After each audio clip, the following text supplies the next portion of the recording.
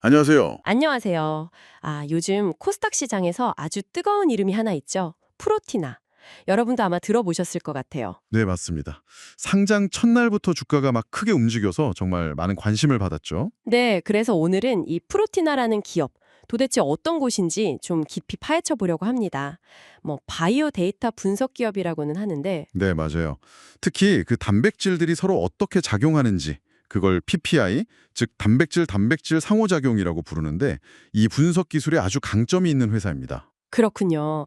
저희가 오늘 살펴볼 자료들도 이 프로티나의 코스닥 상장 관련 기사들, 그리고 또 회사가 가진 기술이나 사업 전략, 이런 내용들이죠. 네, 그렇습니다. 그런 자료들을 바탕으로 한번 이야기 나눠보겠습니다. 좋습니다. 그래서 이 프로티나가 가진 기술의 진짜 핵심은 뭐고, 또 왜 이렇게 투자자들이 열광하는지, 그리고 앞으로 어떤 그림을 그리고 있는지 한번 제대로 알아보시죠. 자, 역시 제일 먼저 이야기거리가 됐던 건 코스닥 상장 과정이었어요. 그렇죠. 2025년 7월 29일, 이날 상장했는데 공모가가 14,000원이었잖아요. 네, 맞아요. 근데 장 초반에 그냥 훅 올라서 22,000원. 장중에는 25,000원도 넘었었다고요. 네, 거의 뭐 공모가의 1.8배까지 갔었죠. 물론 뭐 나중엔 좀 내려오긴 했지만요. 그럼에도 불구하고 최종적으로는 25% 넘게 상승 마감했으니까 이게 정말 엄청난 열기였는데 배경이 뭘까요? 그만큼 이 회사에 대한 기대감이 컸다는 거죠. 실제로 기관 수요 예측 경쟁률만 봐도 1199대 1이었고요. 와, 1200대 1 가까이? 네, 일반 청약 경쟁률은 더 높았어요. 1797대 1. 아, 그래서 증거금만 해도 거의 뭐 4조 7천억 원 넘게 몰렸으니까요.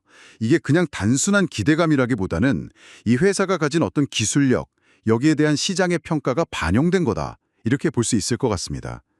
기술력에 대한 평가. 그래, 말씀하신 핵심 기술이 바로 SPDI 플랫폼 그리고 PPI 분석 기술이라는 거군요. 네, 맞습니다. 근데 그 PPI 단백질 상호작용이라는 게 왜 그렇게 중요한 건가요? 좀 어렵게 들리기도 하는데. 이게 사실 우리 생명 현상을 이해하는데 정말 핵심적인 열쇠라고 할 수 있어요.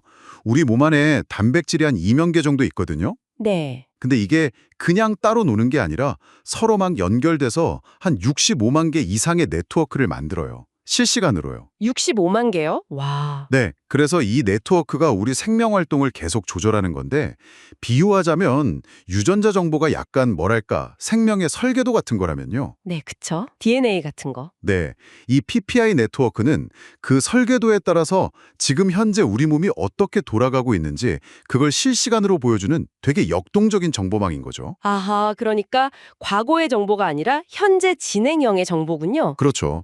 그래서 질병이 왜 생기는지 원인을 밝히거나 또 새로운 약을 개발할 때 정말 필수적인 정보가 되는 겁니다. 그렇군요. PPI가 중요하긴 한데 그럼 기존에는 이걸 분석하는 게 좀 어려웠던 건가요? 네, 상당히 어려웠죠. 그래서 프로티나의 이 SPDI 기술이 주목받는 건데요. SPDI. 네. 뭐가 다른 거죠, 기존 기술하고? SPDI는 단일 분자 단백질 상호작용 검출 기술의 약자인데요. 가장 큰 차별점이라고 하면 혈액이나 조직 같은 실제 임상 검체 있잖아요. 네. 환자 샘플 같은 거. 네. 그걸 특별히 뭐 가공하거나 정제하지 않고 거의 그대로 사용해서 분석할 수 있다는 거예요. 가공 없이 바로요? 네. 그래서 그 안에서 단백질 복합체가 얼마나 있는지 이걸 단일 분자 하나하나 수준에서 정량적으로, 그러니까 숫자로 정확하게 파악할 수 있다는 게 핵심입니다. 와, 가공 없이 바로? 그것도 단일 분자 수준에서 정량 분석? 이게 구체적으로 어떤 이점을 주는 건가요? 이게 기존에 많이 쓰던 SPR이라는 방식하고 비교하면 차이가 확 드러나는데요. SPR 방식이요. 네.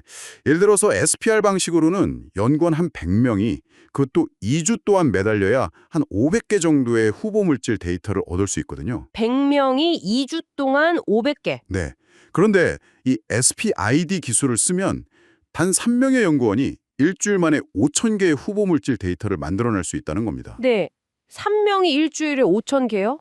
와, 이건 비교가 안 되는데요. 그렇죠. 단순히 뭐 속도만 빠르다 이게 아니고요.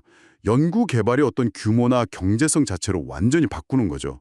예전에는 너무 시간과 비용이 많이 들어서 엄두도 못 냈던 대규모 스크리닝, 이런 게 가능해지는 겁니다. 아, 그러니까 신약 개발 과정을 확 단축시킬 수 있다 이런 이야기군요. 네. 그래서 회사 측에서는 잠재적으로 신약 개발 속도를 최대 12배까지 높일 수 있다 이렇게 주장하는 거고요. 12배. 정말 이게 사실이라면 대단한 기술인데요. 그럼 이 강력한 기술로 구체적으로 어떤 사업을 하려는 계획인가요? 사업 모델은 크게 두 갈래로 볼 수 있습니다. 하나는 PPI 패스파인더라고 부르는데요. 패스파인더. 길을 찾는다는 뜻이네요. 네. 이건 주로 진단이나 바이오마커 발굴 쪽에 초점을 맞춘 사업이에요. 환자의 혈액 같은 검체를 분석해서 예를 들면 특정 항암제가 이 환자한테 잘 들을지 안 들을지 예측하거나 아니면 최적의 투여 용량을 결정하는 데 도움을 주는 거죠. 아, 맞춤 치료에 활용될 수 있겠네요. 그렇죠. 최근에 미국 FDA에서 추진하는 프로젝트 옵티머스라고 있는데 이게 딱 그런 환자 맞춤형 치료를 위한 최적 용량 탐색 프로젝트거든요.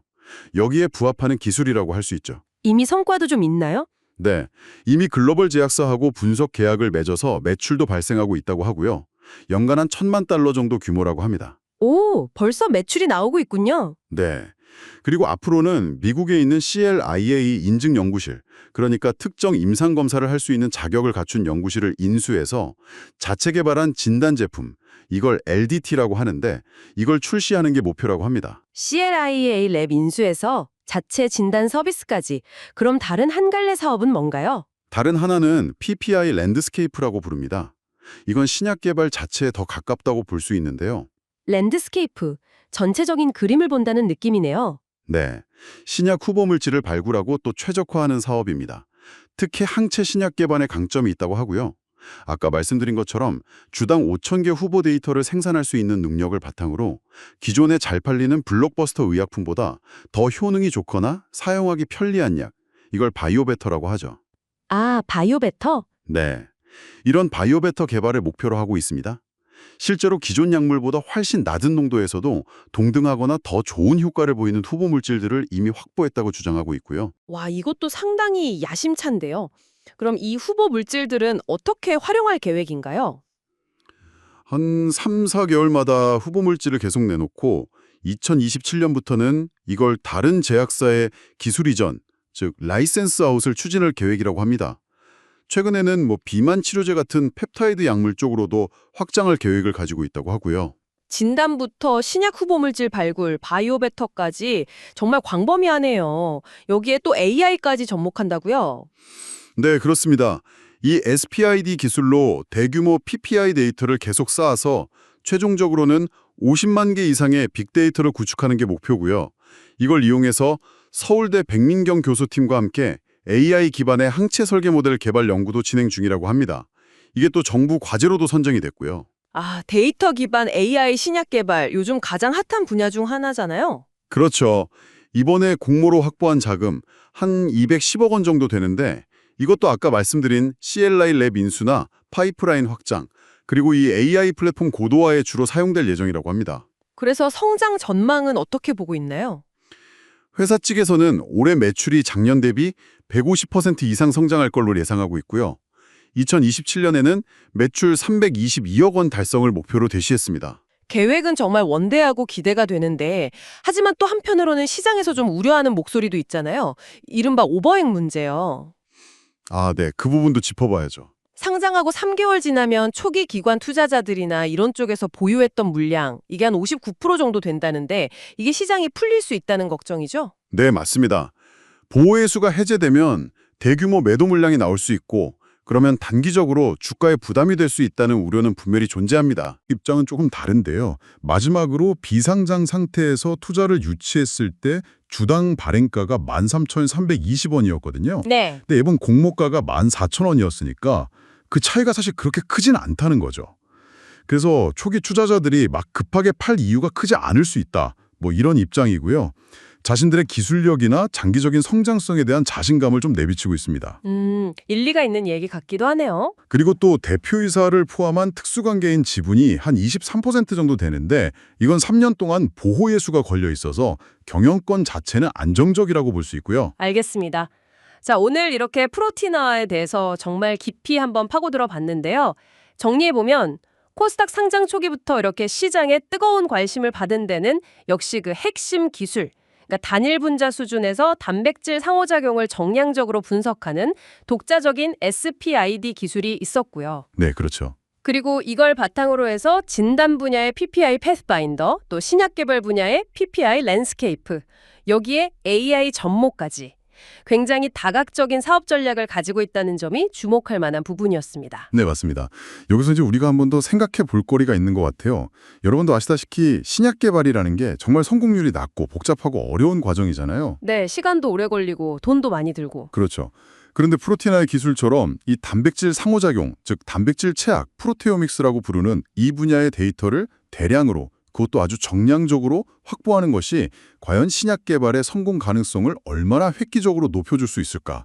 이 질문을 던져볼 수 있을 것 같아요. 아, 정말 핵심적인 질문이네요. 네, 이 기술이 정말로 단백질 체학 분야의 판도를 바꾸는 게임 체인저가 될 수 있을지, 아니면 이 방대하게 쌓이는 데이터를 실제 임상적인 성공으로 연결하는 과정에서 또 다른 어떤 예상치 못한 어려움이나 허들이 기다리고 있을지, 이 부분을 앞으로 계속 지켜보는 것이 굉장히 흥미로운 관전 포인트가 되지 않을까 싶습니다.